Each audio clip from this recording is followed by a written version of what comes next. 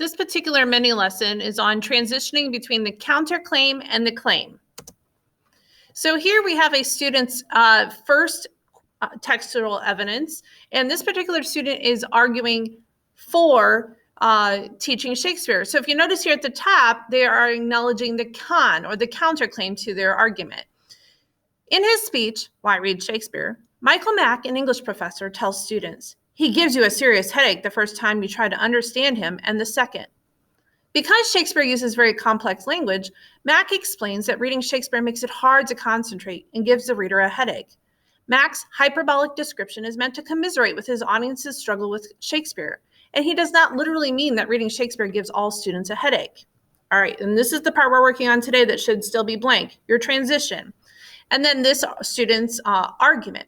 In the journal, Why Do We Still Care About Shakespeare?, Mark Bayer, literary scholar, states that the language is so dense, so rich, the first couple plays they read are difficult, not because the language is archaic, but because it is semantically dense.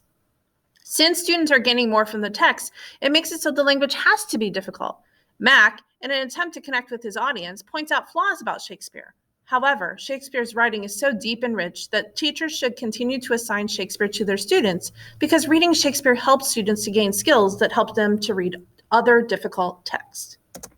All right, so what you're going to do here in the blank that's still missing for transitions is I want you to pick a transitional phrase or a transitional word that would help to move between the counterclaim to the claim. So I have a couple examples here that would help move between the two in the example that I had. Although students might get headaches while reading Shakespeare, it doesn't mean that teachers should stop reading Shakespeare. Students might get headaches while reading Shakespeare, semicolon. On the other hand, it doesn't mean that teachers should stop teaching Shakespeare. Or students might get headaches while reading Shakespeare, semicolon. In reality, it doesn't mean that teachers should stop teaching Shakespeare.